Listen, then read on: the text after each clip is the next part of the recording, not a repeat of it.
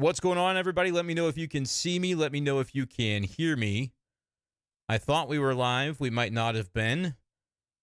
I may have pressed the wrong button inadvertently. It's not the first time that would have happened, but let me know how we're looking on the tech side of things, as I do believe that's what happened. Once again, the tech evades me. It's happened before. It'll happen again. But welcome in. We're ready to talk some Cardinals baseball, provided I have the settings where it needs to be. What did everybody think of that Cardinals win tonight? I know the live chat is already popping off. Cardinals win at 7-6 and get the first game of that series down in Miami. Dylan Carlson, what a throw. Okay, are we where we need to be? Show me what I'm looking for, YouTube studio. Show me what I'm looking for.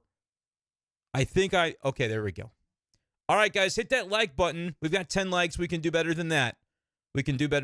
All right, we're going to get going here pretty soon. Get your comments in. Let me know what you want me to hit on in this live stream. What are your biggest takeaways from the game? How do you feel about the Cardinals now that they are above 500? Listen, I know that the Cubs series was a little bit wonky because you win the series, so you want to feel good about beating the rival. But, man, the offense really didn't do much for you. So how do you feel about that? The pitching has been so good. We'll talk Sonny Gray. We'll talk about everything that I said we'd talk about in the little blurb below this video. By the way, to comment on the live chat, you just have to be a subscriber. You don't have to be a channel member. That's a paid service. You just have to be a free subscriber to the YouTube channel. So hit that subscribe button and get your comments in pronto. And if you'd like to join the channel membership, you'll see that the folks that have already done so have some special demarcations with their live chat comments. Jen is in here. Rena is in here. 2 longtime supporters of the channel. I appreciate you guys and all of you guys for being here tonight. I've got it lined up on Audacity, my local audio recording service, that I'll be able to put this up on the b-schaeff daily podcast feed tomorrow. So if you listen on Spotify or Apple Podcasts and you happen to miss any of tonight's show, well, it'll be on there. It'll also be on YouTube. I'll repurpose it into an audio-only format for those who don't care to watch it, but you want to listen on YouTube. We try to get a little bit of everything going on. Up to 30 likes. Let's get it to 50, but I'm not going to wait for it because we're going to get started right now. But you guys are going to drive the show tonight. I'm mostly just going to do comments. We're going to hang out till like a little bit past 11 o'clock is the plan.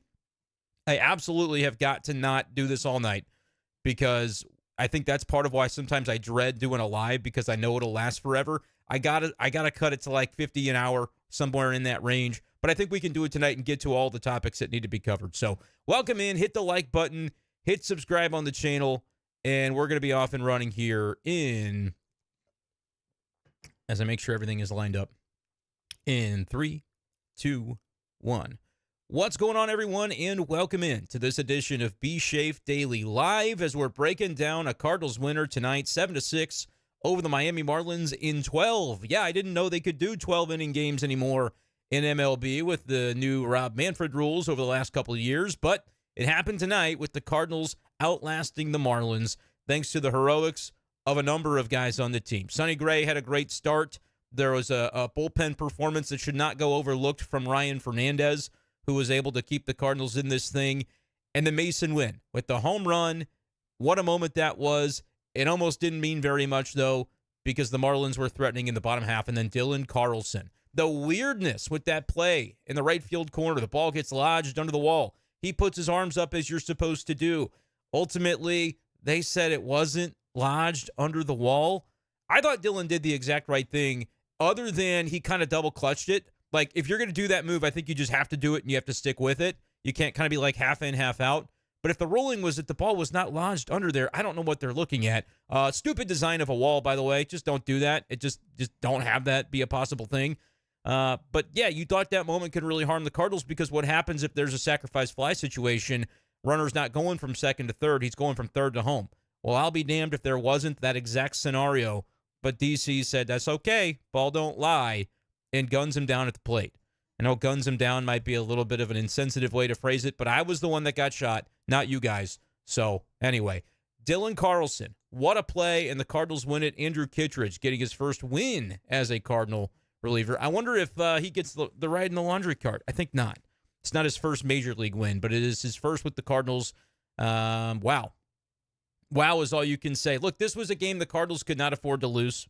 Not because it would have meant the season was over, but just because it would have been disgusting to lose to this Marlins team with Sonny Gray on the mound, going up against Braxton Garrett. It's another example of the Cardinals taking on a guy with a 6 ERA, and they lower his ERA for him by almost a run. It's a tale as old as time. Kyle Hendricks over the weekend, he did the same thing, except his ERA was like 9. Anyway, this was one the Cardinals, you would have had a really bad taste in your mouth that they would have lost it, and they're ultimately able to get the win. How they did it was definitely with some pizzazz, but that's not as important as the fact that they do get the win. They do improve to one game above 500, and now, I don't know, does it feel a little bit more real that this Cardinals team could have some juice, or were there still plenty of concerns for you in the game that make you think, I'm not really ready to buy in just yet? But those are sort of the topics on the table tonight. I'm going to kick it off right now reading the live chat. Appreciate you guys for being here as always. Again, if you want to join in the live chat, all you got to do is subscribe to the channel. And then I'll be reading for sure the live comments of some of my channel members. And if you want to join that, I don't think I put the link in the description, but you could click on literally any other YouTube video that I've put out on the channel, or probably there's a way to do it live in this stream because my YouTube studio shows me how many new members joined during the video. So if you're interested in that, that's something that's available to you as well. Jay Calls says that throw was a dart, and that's how we begin our live chat tonight. 100% it was a dart. Where he was positioned, and he told Jim the Cat Hayes on the postgame show that's why he's playing in that spot, because he's got to be at just almost the upper limit of conceivable to be able to make a play at the plate. And if it goes over his head, well, you probably lose the game anyway. But that was the spot where he needed to be. It was the spot where Dylan Carlson was able to make a play, and he threw a strike to Pedro Pajes at home plate, slapped the tag on him, and it won the Cardinals the game. I mean, I was in awe. My jaw was on the floor. What a play by Dylan Carlson, who is a momentum player, right? I've talked a lot about this, and when we see his momentum going in a negative direction, oftentimes that sort of ends up being the snowball rolling down the hill. It stays that way.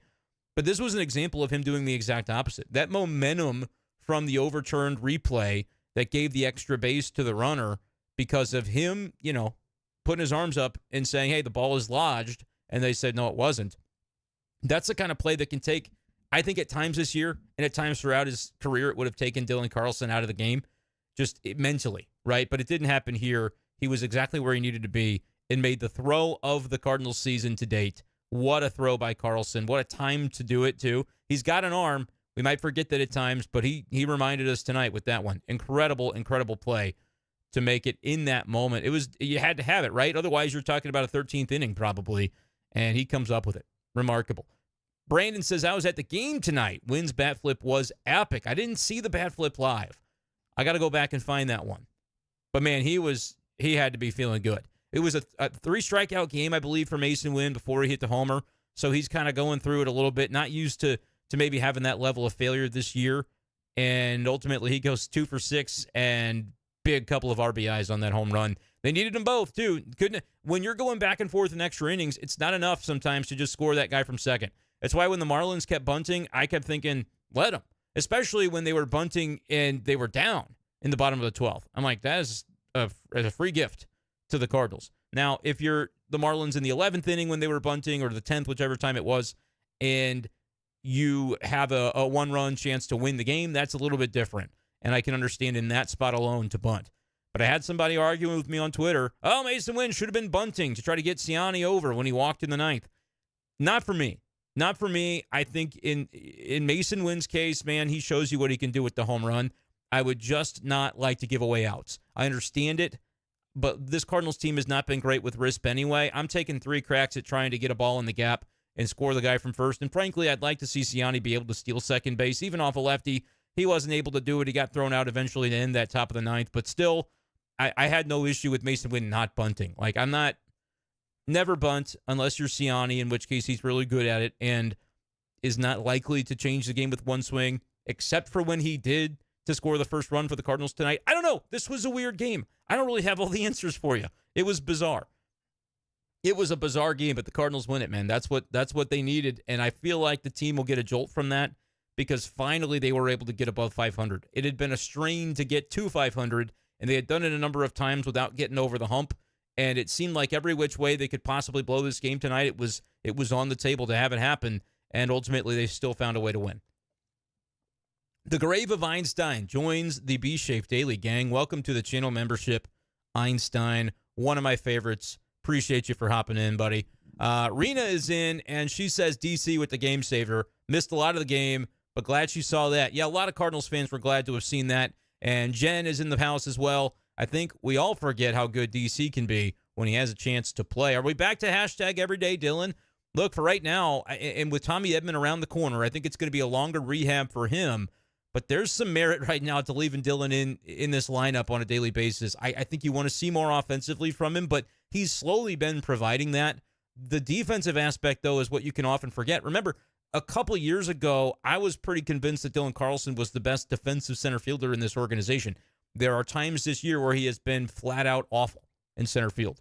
But I maintain that it's mental, it's momentum, it's give the guy a little bit, and he will provide, I think, in the long run. But he's got to gain the confidence to do it. And sometimes that could be a frustrating thing to wait for. Like, if I'm seeing it through the lens of this organization, I would say, well, I can't just wait forever, right? But I think they have done a nice job as much as you can this year with, A, they probably rushed him back from injury. So how often do you feel compelled to play him when it doesn't look right in the hopes that it could start to look right?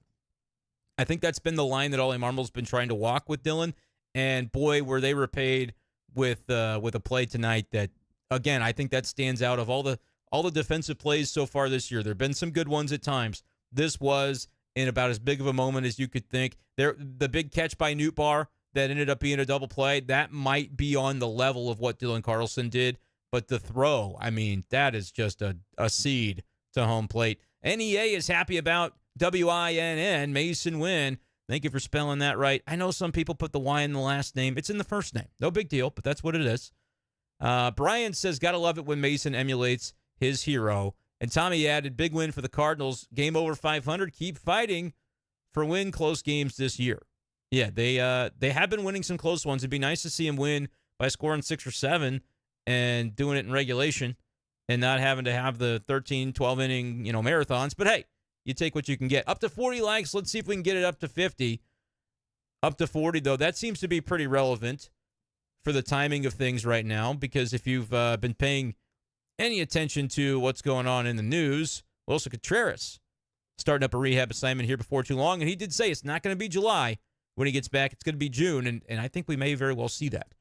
We had a joke on the big show on KTGR for the last couple of weeks. Would Wilson Contreras be back before the NBA Finals ended? The joke being that the NBA Finals takes forever to play out. They have multiple off days between each game. He almost did make it back, though, before the Finals ended. And I do think it is going to be June. Juner rather than later, if you know what I'm saying. 5x5 Brenden. Don't know what that means, Brian, but I'm glad you're here. Ethan wants to know if we're back. Are we back? I mean, you guys, I'm more just like watching from afar. But the Cardinals could be back. I still think you need to see more offensively in like regulation without free runners on second base. But the pitching has been really good. The pitching has gotten you through. And for what the offense has been able to do, which is just enough, you're feeling pretty good about things. And again, you're getting Wilson back soon. You're getting Tommy Edman back, hopefully, before the All-Star break. I think Lars Nootbaar is going to be after the break. If I had to guess, it's probably going to be a little bit after the break. But, you do have guys returning. And so that could pay dividends for this Cardinals team. Graham says Winnington. Hashtag Everyday Dylan from Alex. And then Aaron, thank you for letting me know that you had me. I got to scroll down these sometimes. Jen had me as well. Graham, oh no, we lost the comments. It happens sometimes. YouTube jumps on me. Brett, what's going on? Brett's a subscriber, or pardon me, a channel member, so his comment reads as such. Cardinals team is raising his heart rate by a significant amount nightly, but wins are wins, even though I don't think this kind of play is sustainable if we want to win in September and even October. I'll add to that. Look, I don't know how long the pitching is going to be able to carry you. You want the offense to be able to do it. Now, obviously, tonight you gave up 6. So how much was it a great pitch game? It was by Sonny Gray.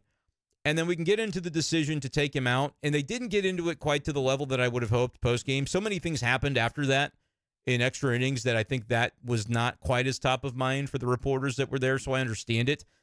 Sonny, to my surprise a little bit, I thought this might have been a night where we would have heard him say, yeah, he asked out.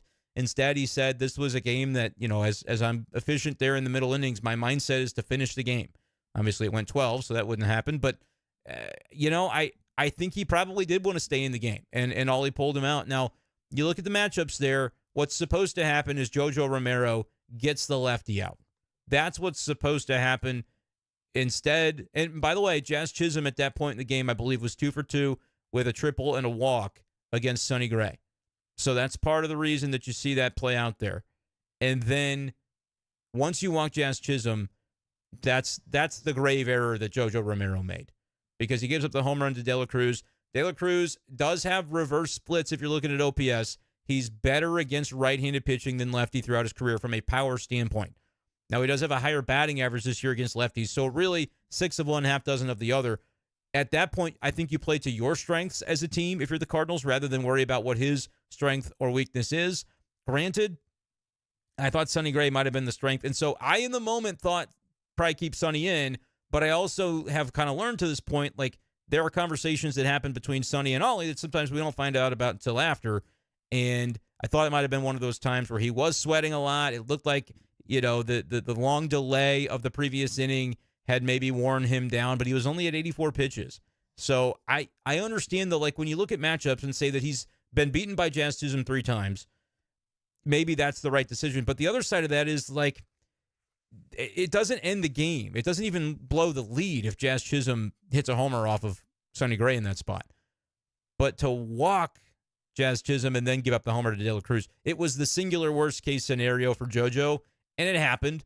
I don't think that means he's been overworked. Like, we've talked about this, that the overworked aspect of it, like, yes, they've ridden Kittredge, they've ridden JoJo, but these guys, it's not like either of them are leading the league in pitches. Maybe JoJo's getting up there a little bit. Ryan Fernandez probably after night is getting up there a little bit more too. But I looked this up. It's been a couple of weeks, so I might have to update the numbers. But none of the Cardinal relievers were even in the top 30 in MLB in pitches thrown. So, yes, they're worked, but they're also on the team to pitch. Their profession is pitcher. So I don't have an issue with these guys throwing often. I do think Ollie Marmol's got to have his finger on the pulse of how they are day to day and who's available and who shouldn't be.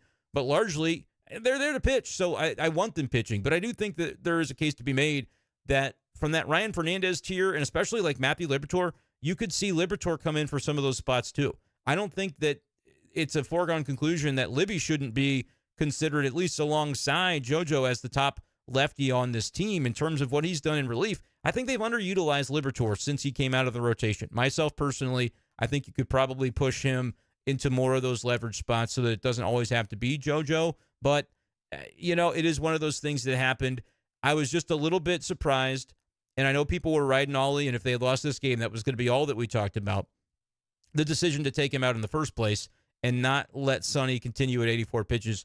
I was wondering, I was trying to hold off, because if that was a spot where he asked out, then obviously that's the decision, and there's not really a decision to be made for Ollie Marmol. But I don't get the sense that that's what it was, and it wasn't something that got talked about too much because of a win. So that saves everybody the sort of uncomfortable conversations over what it might have been had they lost the game. Rhino says, thanks for the live chat, Schaeff. Got to work at 6 a.m., so he'll catch us on the flip side. Yep, it'll all be posted on Spotify and YouTube in its entirety, basically. So if you have to go to bed, don't worry about it. You can find it anywhere you want to find it tomorrow. And if you can't find it, shoot me a message on Twitter at b-schaefer12. David says the offense is still worrisome, but the game had it all. Let's enjoy it. Yeah, I think you should enjoy every win, Cardinals fans. Like, I get it. You want to be 10 games above 500. You want to be in first place. Right now it's just like, enjoy these wins, because there's going to come a time in September, October, maybe not till November. Who knows how this Cardinals team and how long they'll go. But there won't be Cardinal baseball. So enjoy the wins when you get them, man. This is what it's all about. Tonight was fun, and it was about 10 different ways they could have blown this game late, and ultimately to be able to win it in 12 was a marathon, more so than I thought it would be. Glad this game was on the East Coast. If this was a West Coast game, we would not be doing a live stream. I can promise you that much. Aaron says tomorrow's game will just be the third time since April of last season that the Cardinals will be playing above 500, which is kind of crazy to think about. Brenden says, Carlson is my favorite player, so seeing him make that throw made me really happy. Yeah, Brenden Carlson's a good guy to like, and I think a lot of Cardinals fans just want to will him to succeed. He's a good player. He just has to find the rhythm and momentum, maybe more so than most. He's reliant upon that, and when he's got it, it's great. And if he can keep that rolling and keep that confidence, he can do some very significant things in this game. Beefy said, good to see him fight back after losing the lead. Brian wants to know if JoJo should have been given the day off. I don't think so. I I just think he wasn't sharp. And look, all he's going to, each time you bring in a guy who doesn't succeed, I think what's going to end up happening is that you kind of take note of that and go, okay, is this a guy that I'm overworking a little bit? Is this a guy that needs a day? Those sorts of things. Scotty, what's going on? He's another channel member. Arenado, I know you said you'd be happily batting 7th, but, hold on. Let me start over. I know you said you would happily bat him 7th, but I feel he needs time out. The biggest Arenado fan, though, so it's not hate-filled. Just want to see do better. That's from Scotty. In Arenado's throw, great pick by Goldie to end the game as well. Yeah, but not a 0 for 6. I actually think I had said that it was Goldie that I would put 7th and Arenado 5th, but, kind of pick your poison right now. It seems like when one of those guys has a nice game, the other one tends to struggle, and it's just been tough to find them both going at the same time. But no, I hear you. With Arenado, it's you're riding the wave right now. You'd like to see him get consistent, but, we'll see how long that takes. Moonanite says, Rick Ankiel-esque throw, and boy, was that ever true. Jen agrees with Brett. Hit the nail on the head. Cardiac Cardinals are killing me. How many Cardinals fans out there feel like that? I bet there's a number of them. I don't know why Robert is saying he thought I'd be taller. I'm only as tall as I am, but I'll be loud to make up for the lack of height. I'm not even standing. I don't know how you could tell I'm not tall, but I'm not tall. That's true. Trevor says Ryan Fernandez will be an unsung hero of the game, but oh man, that's a gutsy performance. Yeah, I mentioned him off the top because I wanted to make sure we didn't forget about him. 2 shutout innings doing what he did, and an extra inning as part of that. 1 walk is all he allowed, and I think it was a bit of a strategic walk at the time. Couple of strikeouts. He has been really, really good. I mean, for a Rule 5 pickup to be doing what he's doing, it is substantial. Don't overlook that at all in this one. Significant. What do you think has to be the biggest need at the deadline? We have to pick up some power. That's from Beefy. And I would say the biggest need at the deadline could still be a number 5 starter. It could still be another elite reliever. Because, look, with Gio coming back, Gallegos is supposed to come back here any minute now.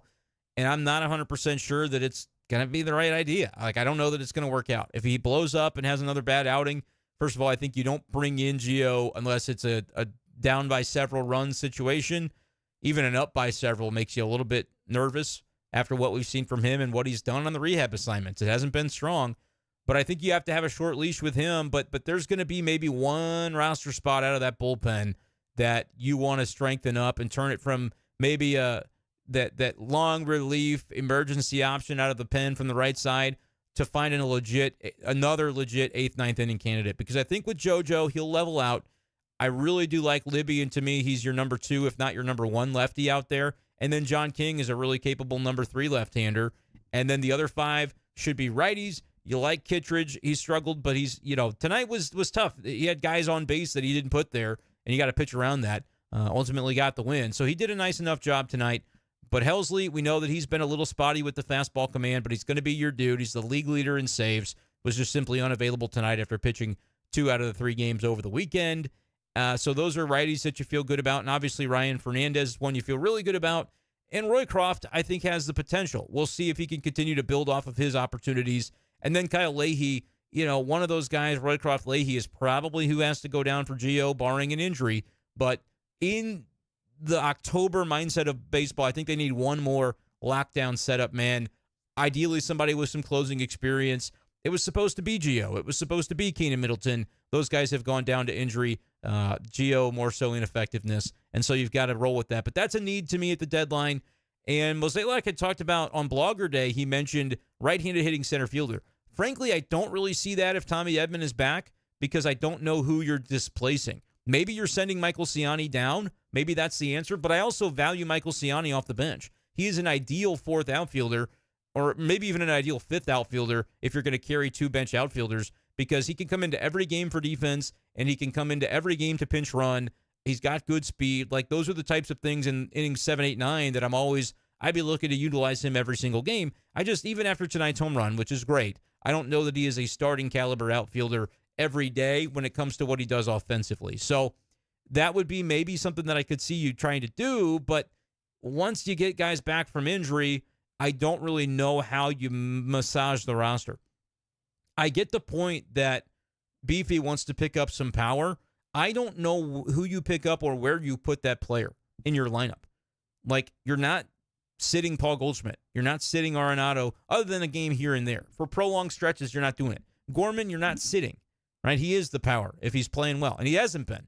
He sat tonight, but he's not, the Cardinals are going to need him. If this thing's going to go where they want it to go, Cardinals are going to need him. So, those are sort of the questions that I would have when you are looking at, as I want to adjust my laptop screen here a little bit, when you're looking at the power of this offense, it has to come from the guys that currently aren't supplying it, but those aren't guys that you're going to put on the bench. So I don't think there's a guy out there that you go get. I don't know what position that guy plays. I don't know what that looks like. And I just don't see the Cardinals adding a middle order bat because they would almost have to trade away from their roster to do it. Maybe you do. Maybe I'm not trying to pick out a name, but maybe you take I don't think they're trading Alec Burleson, but it would be something like that where you're trading a young guy that's got team control, and trying to almost upgrade. But you're playing with fire if you do that because Alec Burleson might be one of your better hitters. You just don't know. So I don't really think offense is going to be in the cards very much other than maybe upgrade the bench. Maybe get a guy that can play some different positions but can hit a little bit better than what they're getting from like a Fermin at this point. I think more so it's going to be, what does that number 5 starter look like? What does the bullpen look like? Those are the biggest spots to me at the deadline. And it kind of stinks to just feel like you're going to hold your breath and pray that the offense improves. But I don't know, barring like a really bold multiplayer trade that moves somebody from this offense that's in the big leagues, I don't really know what they do to improve it. Steven hates to say it for fear of jinxing, but watching Wynn feels like watching MJ play in college. We're seeing the rise of an athlete who may never stop elevating to the moment. Exhilarating. That's high praise if we're talking Michael Jordan, but Masyn Winn is a dude. And he's going to continue to show that, I think, for a long, long time in St. Louis.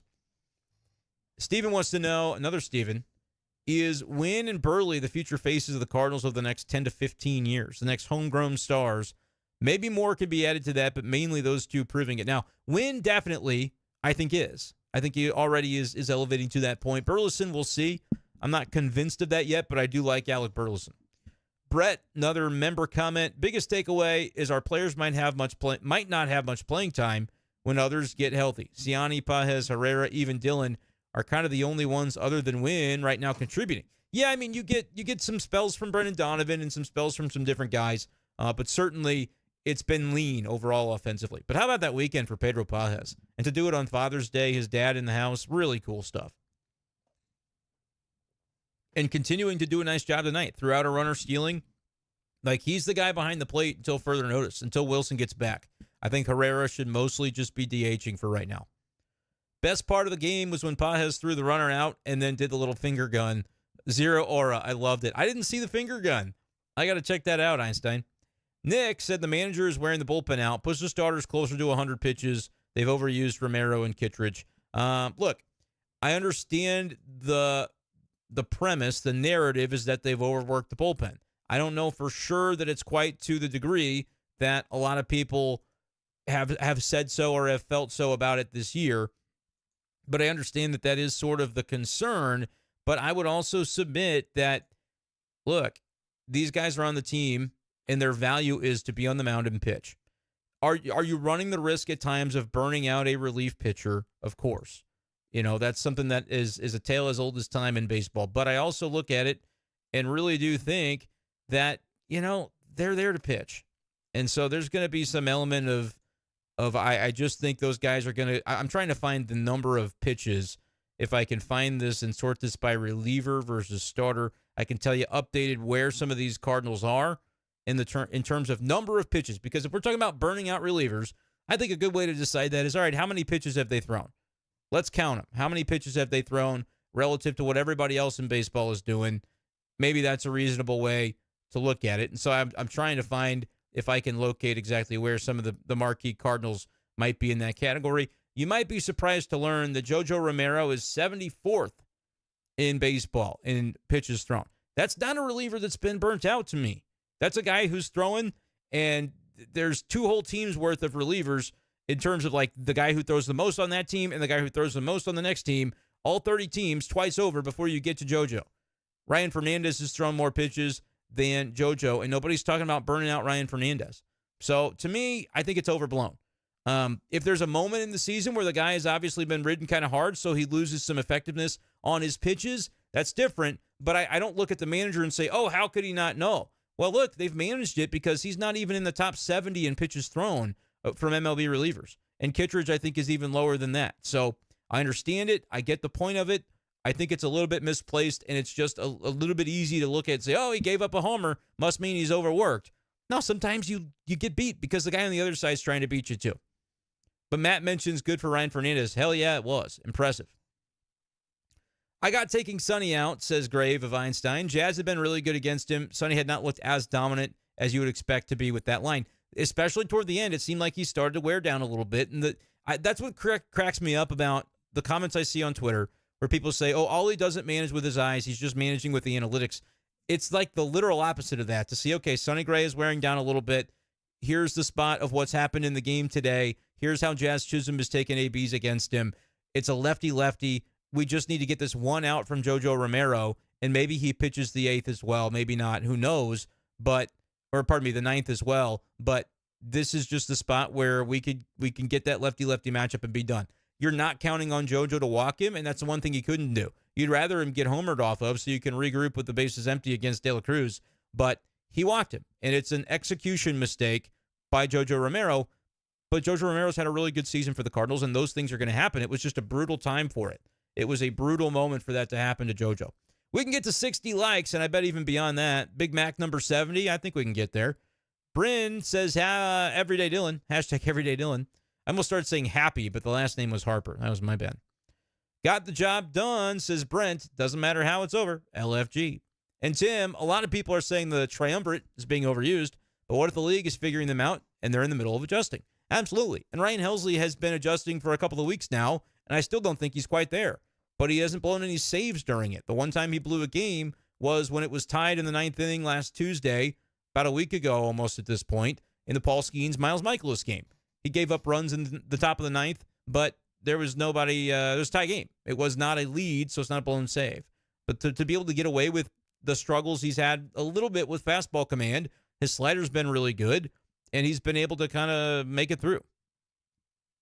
Brian is doubting that Trevor Bauer could have made that throw, and Trevor Bauer's not, still noticing he's not on an MLB team. So what is with the seemingly early polls of our starts at like 70 or 80 pitches, unless Sonny explicitly asked to come out tonight like he has before, he should have finished the inning, in my opinion. Yeah, Brett, and that's another member chat. I do think that I would have kept Sonny in there unless there was something like you said where he asked to come out. But he did look like he was wearing down, and Brett, it's always going to be game situation. I don't necessarily agree that you could make the claim that, Ollie Marmol is always taking pitchers out too early, just as like a general rule, and say that's a tendency that he has. I think he's always eagerly hunting down the matchups late in games. Innings 7, 8, and 9, he's hunting it down. So if you have a bad matchup for a starter who's now seeing a guy in a lineup for the 3rd time, maybe even the 4th time by then, that is typically where I think Ollie Marmol tends to make the move, because he's got weapons that he can deploy in the bullpen.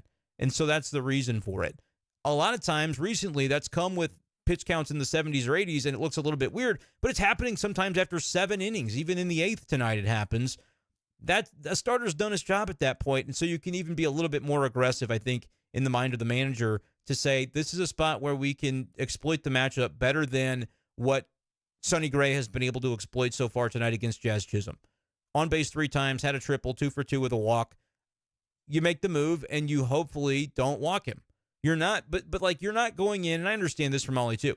When you bring JoJo into that game, you're not doing so with the mind that, well, what happens if he walks him? Then it's a bad matchup against De La Cruz, which not even really, because De La Cruz has a lower OPS for the season and for his career against lefties rather than righties. Lower slug as well. It's just one of those things that he got beat. But I think that's why you look at the spot and go, if he gets his man, there's no problem. And lefty on lefty, he's usually getting his man. The problem comes when he walks the guy. It's uncharacteristic from JoJo, and it was a terrible spot to do it. But you're not, as a manager, going, all right, but if he walks him, then the tying run's up. Well, sure, that's true regardless of who's on the mound. But I think they really like the matchup better with JoJo, which is probably why it didn't even get pursued that much. Ollie really, he said he thought about taking him out before the 8th. But given that he was thinking about taking him out before the 8th and talked about that at some length after the game, the question didn't really need to be asked, well, why did you take him out in the middle of the 8th? Well, everything I just said, plus the matchups, dictated that I should. Do I agree with it? No. Did Sonny? It doesn't sound like he did this time. But I also I don't think it necessarily would have cost them the game. Like, I just look at that and say, do I disagree with the decision? I do. I can see both sides of it, though. And it certainly didn't pan out because of JoJo walking his man. That's his lefty to get, and he didn't do it. So that's where you run into trouble. And David adding that he did seem a little upset about being taken out, considering his post-game comments. I agree with you. At one point, to end the presser, to end the availability with the media at his locker, they were kind of asking more about his thoughts on being taken out and on, what he was trying to do, finish the game, okay. And he basically said, I'm not really going to say any more than that. Like, I'm not going to get put into a spot where I say something regrettable that makes it look like there's discord between myself and the manager. And there's not, because if there was, Sonny Gray would say it, right? So did he agree with the decision? I don't think he did. I think you're right. I don't think he did agree with the decision to be taken out. He wanted to finish the game.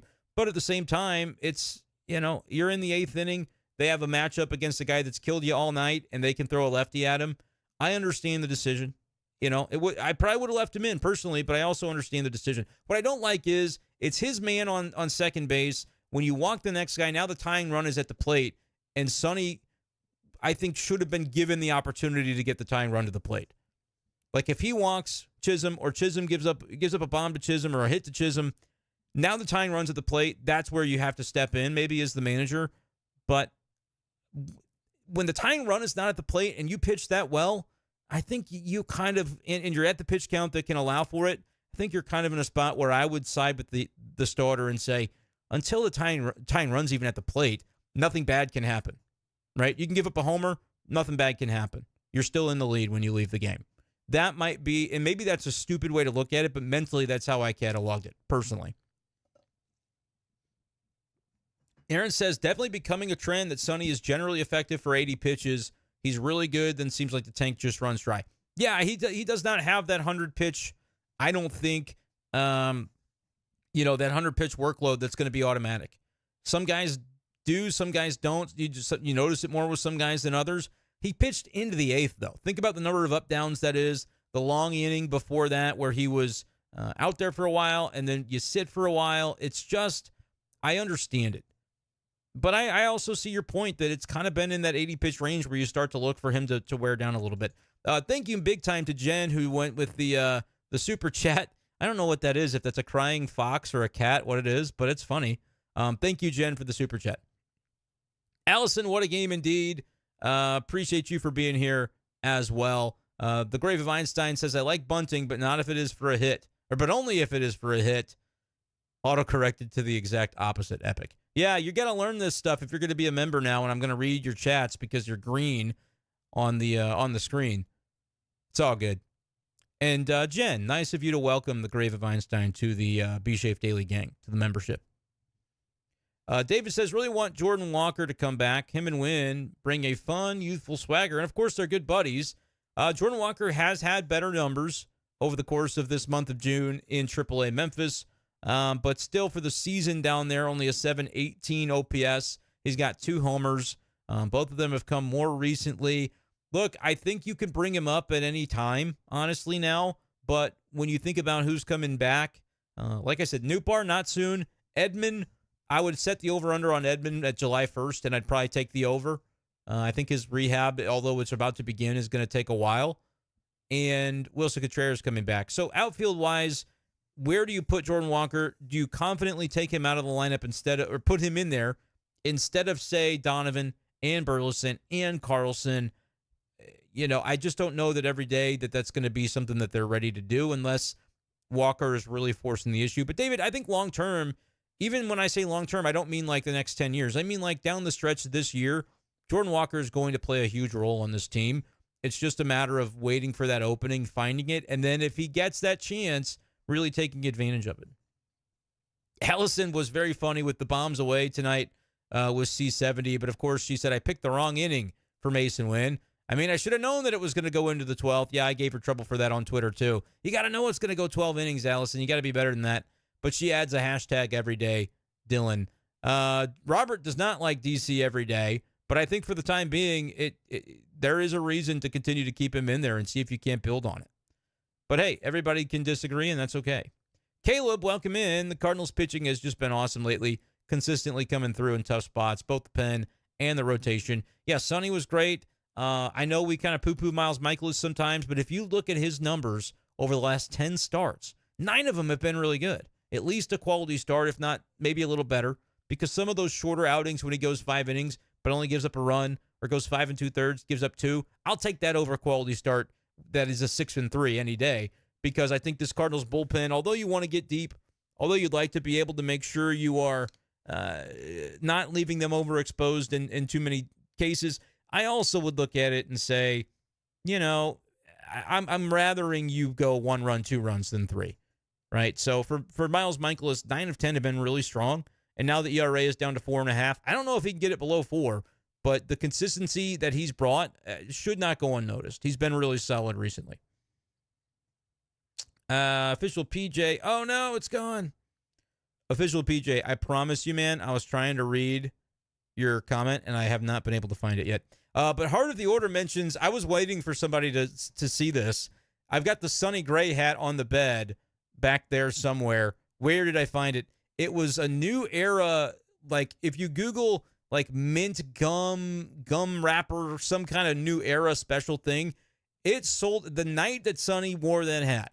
I was like, I can't wear Cardinals hats because I'm not a Cardinals fan. I'm a Cardinals reporter. I'm a writer.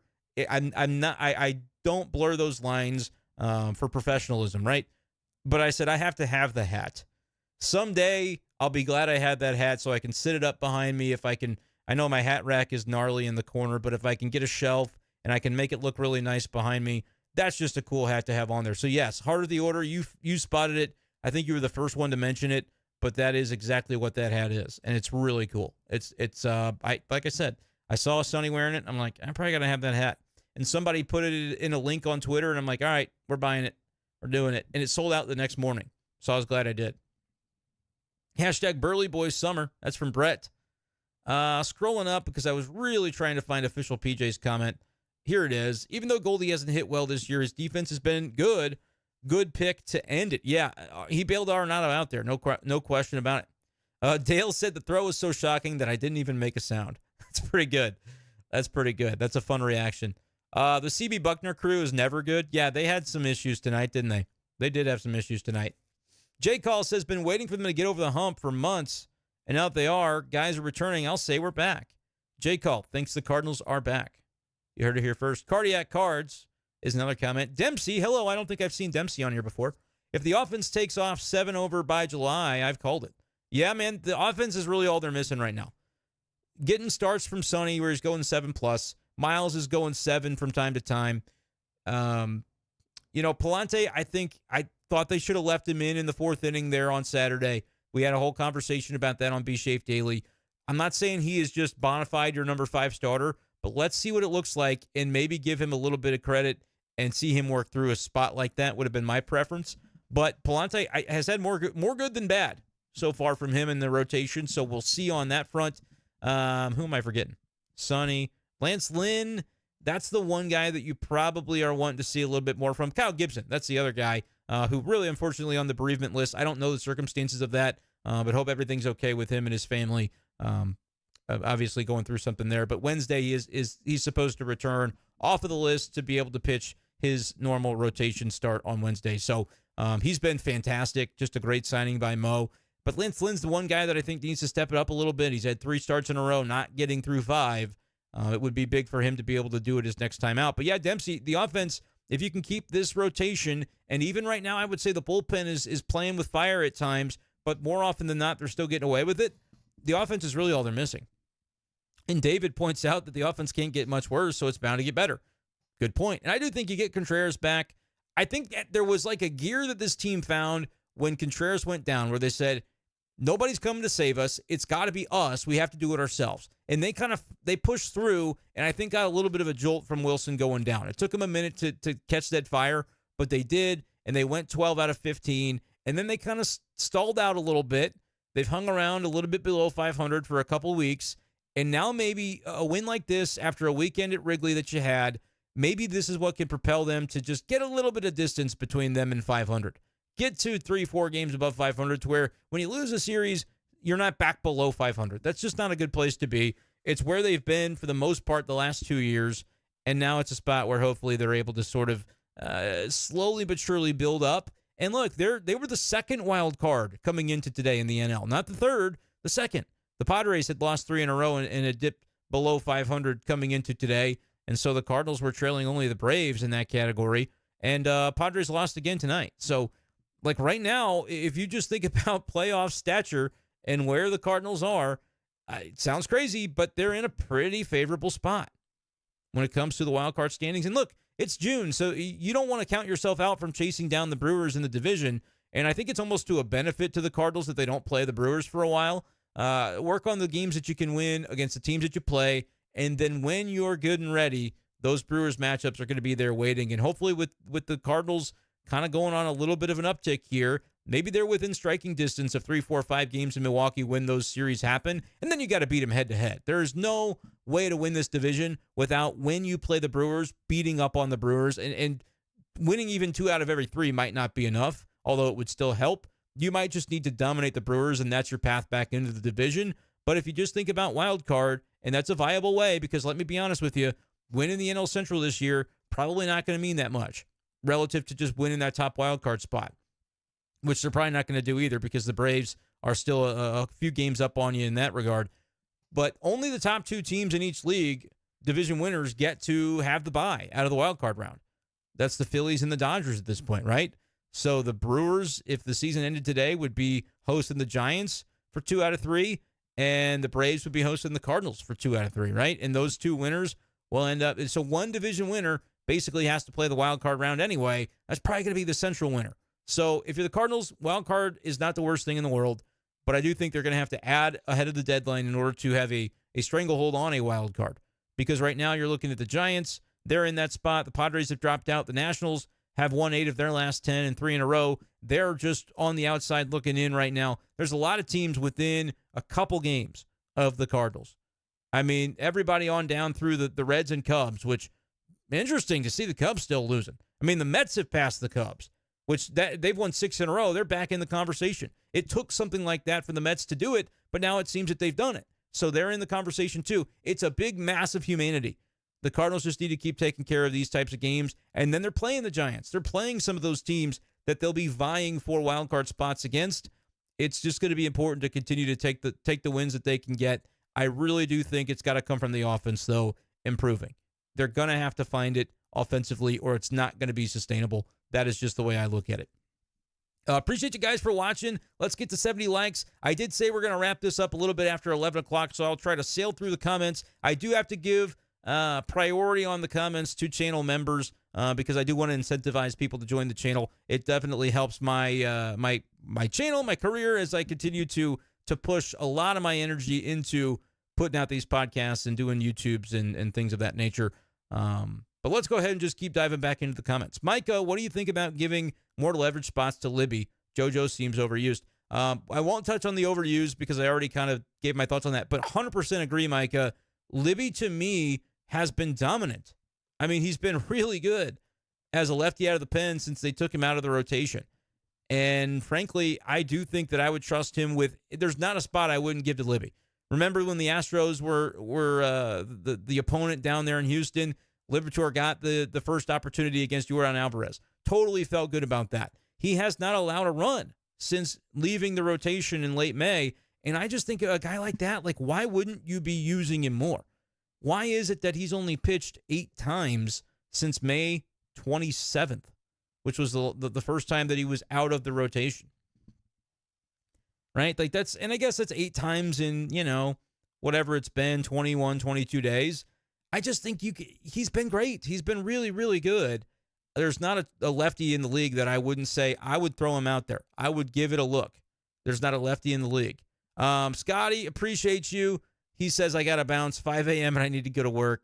Thanks for the live stream. Thanks, Scotty. You'll be able to check up with how it ended up later on YouTube or on Spotify, etc. But thank you for being a channel member, Scotty. You're you're aces, my friend. Indeed. Maderd said, asked for updates on Riley O'Brien. Also, how do you see Matz coming back with the 5th starter fiasco in the trade deadline? O'Brien, I believe, and I wish I had it off top of mind for you, but with the team being on the road, I did not go to the Chicago trip at Wrigley. I will be there in August, so I hope some Cardinals fans who are there in August, I would love to be able to say hello to you. So we'll talk more about that as it comes up. But if you're going up there, try to remember that and say, yeah, I want to say hello, whatever, would be a lot of fun.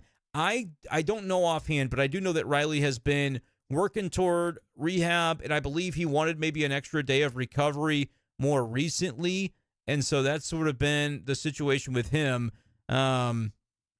It doesn't look like, I see an article from an Alabama site talking about that he has not pitched recently in Birmingham, but would like to return there to Rickwood Field. Evidently, he pitched for Montgomery the last time there was a Rickwood Classic in Birmingham. So that's kind of fun. But it does seem unlikely that he'll be ready by Thursday. But within the next week or two, could Riley be back? I would say yes to that. I would just have to double check on the newest information. Clay, welcome to the B-Schaeff Daily Gang. Clay has signed up for the membership to the channel, which gives you, some different things during the live chat. You obviously get the special color to your name, a few different demarcations on the channel, and you're helping support the channel. So appreciate you, Clay, for hopping on.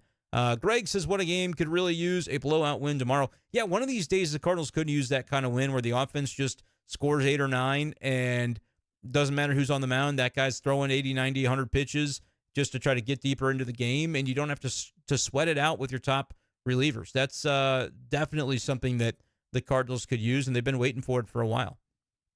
Joe thinks the Cardinals are back. It's a good attitude to have. This would have been a terrible loss, according to Micah, because the Marlins were trying to give this game away. Masyn and Carlson quickly made this actually feel like a good win. I agree with you. It would have felt really gnarly to lose this game, and not the good kind of gnarly at all. J. Call agreeing that the Cardinals need another starter. Matt says, what do they do with Pages and Herrera when Willie comes back? Great question. I'll dive into this for a couple of minutes here, and then I'll really try to scoot to the end of the questions. When it comes to Pages right now, he's the guy defensively. He's starting every game. It's not even really a platoon. He's the starter, and Herrera's going to play because he's a good hitter, and so he's going to DH a decent amount. But when it comes to defensive acumen, it's Pages by a mile. And he showed off the throwing arm a little bit tonight. His game calling has been really good. And I don't want to knock Herrera's ability behind the plate in that regard, but Pages is a major plus in that category, whereas I think you could just say Herrera's been solid, serviceable. We could be complimentary, but his throwing arm has been obviously a problem because guys can run freely against him, and that cannot be an environment that pitchers are very comfortable throwing in. When you know that, hey, if you allow a base runner, it's probably a double, or maybe it's a triple. It's something he's got to work on. It's got to be his only focus in the offseason. The Cardinals have always really liked his bat. They needed him to make strides. Remember a couple of summers ago, Yachty was injured, and we saw some Herrera, and it went so poorly that they sent him down for Austin Romine, and that guy came up, and he was just a body to fill, but they needed more veteran experience. They didn't trust Herrera. He's made significant strides since then in his work as a catcher, but the running game is really challenging right now for him, and that's why I think you have to have Pages in there. Now, that being said, when Wilson comes back, he's the everyday catcher. So whose bat do you value more between Herrera or Pages? Probably Herrera, but Pages has also done a nice job at the plate, and I still think you would like to have him around for defensive purposes, but it's not as much of a need if Wilson's catching 5 out of every 7, right? So I don't really know the answer. Right now, I would say you're getting more utility out of both Pages and Herrera than you are Jose Fermin, which feels kind of tough to say because Fermin has been great when he's been with Memphis. He keeps coming up and kind of getting buried on the bench. They tried to give him a look tonight in the starting lineup, and they even batted him number 2 to really try and force the issue there. And he went 1 for 3, but just not a lot of productivity. But it's hard. I mean, when you're that guy, you're just looking for a shot. You're looking for a chance. And Fermin hasn't had much of a chance. It's just going to be one of those things that I think he's going to have to perform without much opportunity in order for them to gain him more consideration. But Pages and Herrera, I think, both have their functions. I'm not convinced that the Cardinals are going to see the value in Pages if he's not catching every day. When you need somebody that you can rely upon back there, he's your guy. But if Wilson's there, that's going to be his role. And so what does it look like to have a third catcher? How will they weigh those options? It could be a decision that makes itself, right? Because if you have other injuries or other things take place, it may make it easier to keep 3 catchers. But it's a great question, Matt. I really don't know the answer to it. I would say right now, though, I would keep all 3, and probably Fermin would be the guy that might go. But then you're going to have to make more decisions when Edman comes back, too, and then eventually Nootbaar. So it's easier said than done to map that out right now. It's a very interesting question to follow. Matt, right now for me, it's that question, and it's the Giovanni Gallegos question that are the most interesting to the Cardinals. And the Gio thing is going to be resolved first because he's going to come up within the next couple of days off the IL, and we'll see in his first outing how he looks. K. Nelio says, I think Gio has had, quote, his day in STL. Don't expect him to give us much anymore. Yeah, and look, he's been bad in a rehab assignment too. If this isn't a guy that had been here for 5-6 years and had built up a lot of equity with the organization, I think he'd be DFA'd off of the IL. Because let's be real, yes, he might have had that shoulder impingement, but he only went on the IL because of his performance. He was performing poorly, and so they were looking for, okay, what's the reason that he's going on the IL?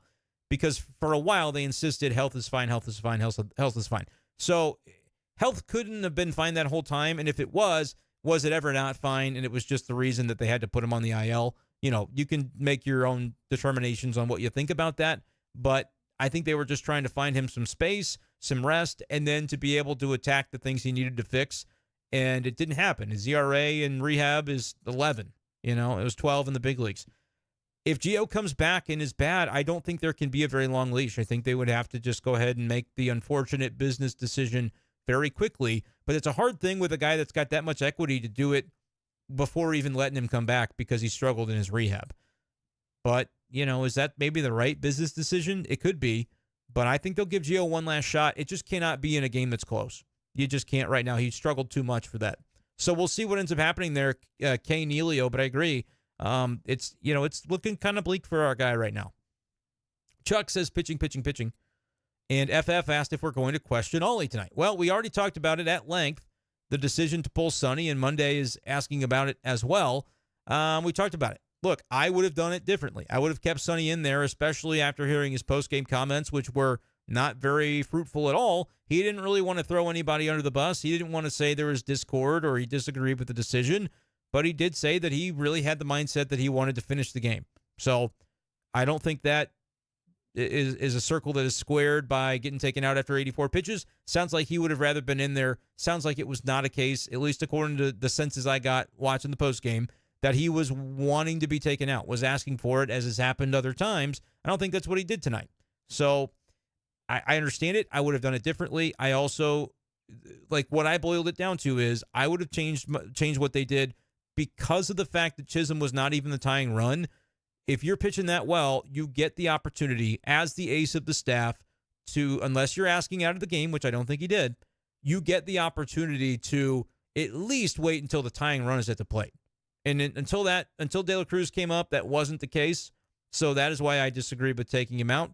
But I also understood it because Chisholm was 2 for 2 with a walk against Sonny Gray, also had a triple. He had his number that night. And Ollie Marmol said, we've got this guy available in the pen. If anything, man, I want to see Libby in some of those spots. It doesn't always have to be JoJo. And that's something that I think Ollie does need to make an adjustment, not because it's an anti-JoJo take. It's a pro-Libby take. You could be having an Andrew Miller type of weapon out there for you, and I don't think he's getting enough run. Just me personally. Trevor makes the point that the power at the deadline comes from Jordan Walker if he gets right, and that could be where it comes from because there's a way to get him in there. Zomni, what's up? Glad you're here. Right-handed bench bat would be nice, Matt. You're 100% right. 2 good comments from Matt tonight. David says, trade Arenado and Goldschmidt for young, controllable players. That's not how it works, David. I appreciate the thought, but it's just not how it works, man. Neither Arenado or Goldie are performing right now. If those guys were performing as MVP caliber guys, you could do that, but you also wouldn't do that because you're a contending team. The Cardinals are not making sell moves for controllable players. They are going to be buying to try and add to the team. If you want to make the case that Burleson would be a better first baseman to the team than Goldie, make the case. I think they're going to write it out with Goldie and Arenado this year in a winning window. They're going to try to win this year. They're not trading away veterans for future pieces. I think this is from the grave of Einstein. I think if they're going to add anything, it's bullpen help at the deadline. They were going to rely on Middleton to come in and solidify things, but now that his season's over, they need a guy like that. They do. They need their Middleton. And he still has more WAR than Phil Maton, by the way. The Phil Maton crap over the offseason was some of the dumbest things that ever happened on Cardinals Twitter, and I am proud to have never gotten involved in it at much level at all. I just didn't understand. Like, is it because he's kind of local? What's the reason that everybody was obsessed? Never got it. I'm not anti the guy, but it was like, come on, relax. Jeff said taking him out was a good call. I'd rather have him more refreshed in September, possibly October. It is a marathon, not a sprint. Appreciate that thought, Jeff. That's a good point. Jen wants you to be like Einstein and join the gang. Makes you smarter. David says, turn the game off after the 8th to play putt-putt. Thought we had it in the bag. Was shocked by the score when I finally looked at my phone. David, there's nothing wrong with that, though. Playing a little putt-putt. I'd like to go play some golf or some putt-putt sometime soon. It's been a minute for me, and I need to get back out there. Dempsey said the Cards sure win ugly, but a win's a win. Yeah, and this is a good point. They made it on the post game. 21-12 in the last 32 games. Yeah, Dempsey, I heard that as well. That is the best record in baseball over that stretch. Now, that's a little bit of an arbitrary endpoint. Like, why 32? Well, they chose the stat because that's the stat that makes it look like they're the best team in baseball over that stretch. But it's true. They are. So that's something, right? They've had stretches in between that where it hasn't looked so good. But I think largely they're playing better baseball. It's undeniable at this point. They have got to hit. It's still going to be the thing that decides their season, in my opinion.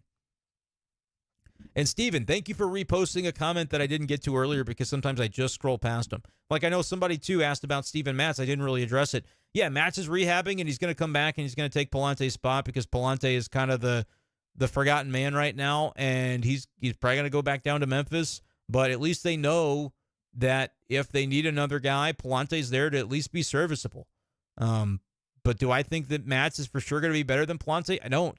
I think I'd rather take my bets on Palante right now, but they're not going to do that, right? They're going to have Matz have a chance to win his spot back, and there have been moments where Matz has been really good, but they have not been consistent moments, so we'll see if he can string them together.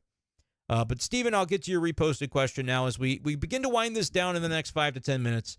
I cannot stay for too much longer, but appreciate you guys and the enthusiasm you have had for tonight's podcast. It's been great.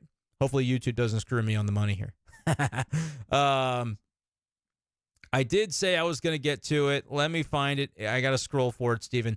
Does the value Pages brings to catching mean that when Wilson comes back, could he be the daily catcher Wilson DHs? Ivan back down to AAA due to the pure defensive production. Ivan could get sent down. I don't think that it's going to be Pages daily catcher and he unseats Wilson. I do not believe that comes. I think you could see, if Pages remains on the roster, I think you could see Wilson catch 4 times a week, Pages 2, Herrera 1. Maybe, but that's also getting a little bit dicey. Like, would they really want to have 3 catchers see regular playing time? But you also don't want, at this stage of his career, Herrera to just be a DH. So maybe they do send him down.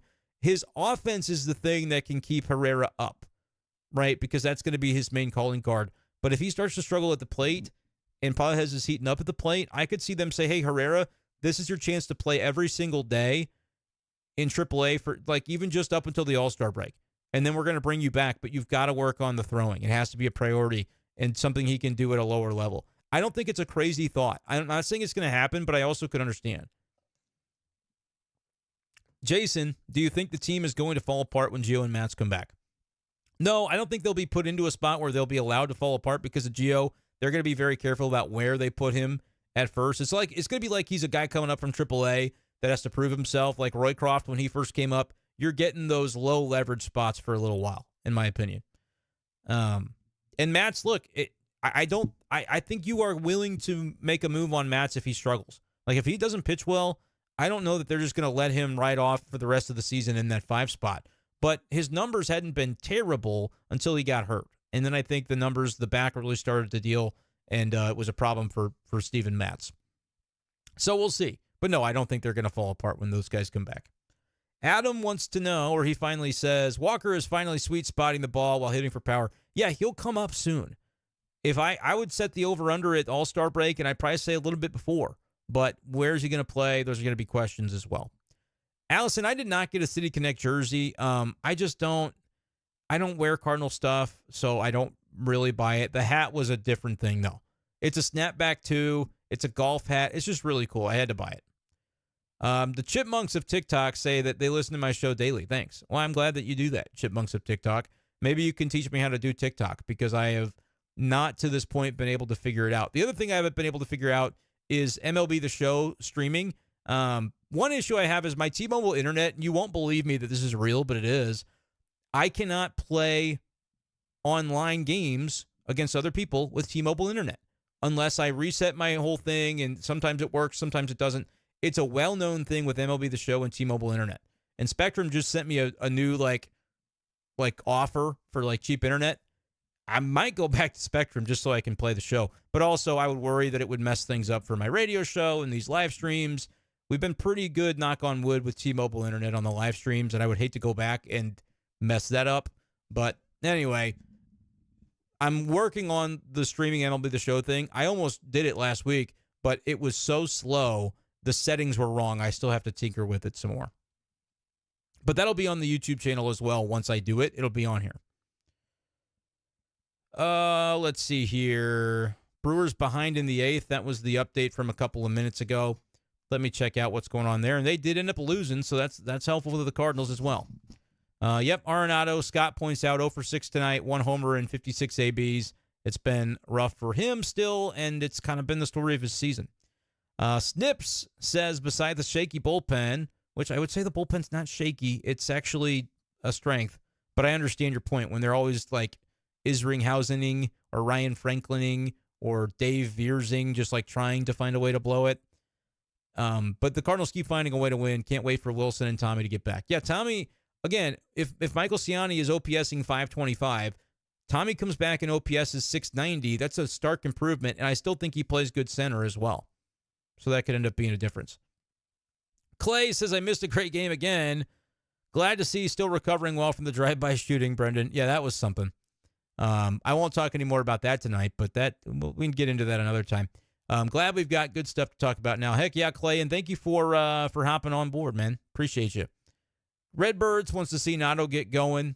That would help him. Him or Goldie, you get one of those guys going, it ends up being huge. Brian, love the take that Thomas Govain had on getting guys back from the IL. It's like making a huge trade for position players, and with the guys that they are going to be getting back, could be a huge bump. Yeah, people make fun of Mo for it's just like making a trade. It's not really that Mo actually says that, but you can look at this point and say, that is like making a trade to get Wilson back. It's not that Mo gets credit for the trade. It's just that the lineup's going to be better with Wilson in it. That's a given. Matt said, how could I forget Austin Romine? Clay, thank you once again, man. Love the channel, love our birds, he says, so keep the momentum going. Thank you for hopping on as a channel member for sure. Yep, Fermin was 1 for 3. B. Wells, that's true. Better than Nato tonight. Nato struggled. John said, why not let Fermin play backup shortstop? Get rid of Crawford, especially with Edman coming back. Look, there have been opportunities. If they wanted Jose Fermin to play backup shortstop, he would have played it by now. Would you believe me if I told you he's never played shortstop in the big leagues once, not a singular time? I think that stat is still true. It was as of earlier this year. I don't remember that they have brought him in at all. So, look, they don't want him in that spot. They don't think he's got the arm for it, whatever the case might be. And I'll say this about Brandon Crawford. He's been playing a lot better. The numbers since May 12th, 1079 OPS. He's OPSing over 1,000. Granted, that's 17 plate appearances. But Brandon Crawford has actually shown some juice, and he was 1 for 1 with 2 walks yesterday before he left the game with a cramping issue, I believe it was. I'm no longer on that bandwagon of get Brandon Crawford out of here. No way. I mean, he's actually producing when he's out there. So no, I would say Fermin backup shortstop is not something I'm on board with right now. Jackson, is it too soon to buy World Series tickets? It's never too soon. Always buy them. Just spend the money. Can't take it with you, right? Clay is not in on Crawford either, but again, go look at those box scores, Clay. I mean, he's been playing a lot better recently. I understand he had a really bad start, but he's coming around. Einstein was talking about the Wusuk Go stuff as well, being crazy in the offseason.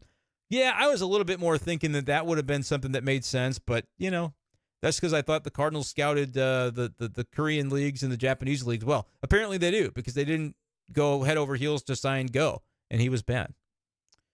Hector Neris is another one that has has not panned out from the offseason. A lot of relievers that we thought was, that we thought were palatable options that didn't get signed, and it happens. Simon, thank you for the super chat, but don't be sad about Jordan Walker. He'll be back soon. But thank you, Simon. I do appreciate the Superman. I'm trying to like it. There you go. Put a heart on you. Thanks, brother. Spencer, I remember Crawford being a menace against the Cardinals in the NL Championship. Yeah, he was. And he's playing okay now. We can give him a break. We can give Brandon Crawford a rest because he's actually, every time he's played, he's been good the last 5 times. Okay. It is 11:17. Neilio, thank you for watching, man. Spencer, appreciate you. Pajes may start to contend with Contreras defensively. Yeah, he's really good. Pajes is very good defensively. Allison wants some predictions for tomorrow's game, and Jeff is talking about seeing Contreras later this week play in Memphis. That's going to be a lot of fun. And he'll probably be fun during a rehab game, too. Let that personality shine through for the fans there. Allison wants a prediction for tomorrow, and I am going to look up the matchup. It is Lance Lynn going for the Cardinals against Roddery Munoz. I've never heard of this guy, but he's pitched 5 starts for the Marlins, 4.5 ERA, averages a K per inning, and I don't think he's probably faced the Cardinals much. So I'm going to say there's probably an advantage to the Marlins, because sometimes it seems like when the Cardinals face a guy that they haven't really seen, it tends to be the advantage to the pitcher. But I'm checking real quick here to see if he's faced the Cardinals, because he did pitch a little bit last year. No, he is not. So I'm going to say, look, offense has to do it, Allison, because tomorrow Lance Lynn's probably going to go 5 and give up 3 runs. Maybe this is the time where he really steps it up. Cardinals have been waiting to see that from him, but we'll see. Brian, thank you for thanking me for the live stream. Spencer says 3-1 Cardinals win. I said coming into the series that the Cardinals would win 2 out of 3, but the fact that they got the first one in crazy fashion, maybe they play loose tomorrow and they score some runs. I am not ready to say that I see it yet, though. But I'll be a homer for you guys and say they'll win it. Another close one, 5-4. And I don't have extreme confidence in the Cardinals scoring 5. And I don't have extreme confidence right now in Lance Lynn. But if he goes 5 innings, gives up 4 runs, I guess the bullpen with Helsley probably available could keep it there. You won't have Fernandez. You won't have Kittredge. It might be multi-innings from Roycroft and Leahy tomorrow. Or maybe it's Gio. That's the problem. You can't almost send out Leahy for Gio tonight or tomorrow, because what if you need somebody in a 1-run game? I'd rather have Leahy right now than Gio. So we'll see. But Allison, that's my answer. That's going to do it for this edition of the show. I said I'd be done at 11. I made it to 11:20. I got to as many chats as I could. If I missed your chat, it's Spencer, you put some on late, man. Wynn is elite, 100%. If I missed some of your chats, I do apologize. Join the channel membership. It's a way to guarantee I see your chats. Jared hopping in to say he listens every day while mowing. Yeah, that's a way to do it, man. Get yourself outside this summer. Do some mowing. I need to do some more mowing. I went on a walk today. Anyway, that's a way to make sure I see your comments a little bit more often. But thank you guys so much for listening, for watching, for being a part of this all summer long. It doesn't end here. So thank you guys. That's going to do it for this edition of the show. We'll talk to you next time on B-Schaeff Daily and B-Schaeff Daily Live. Peace.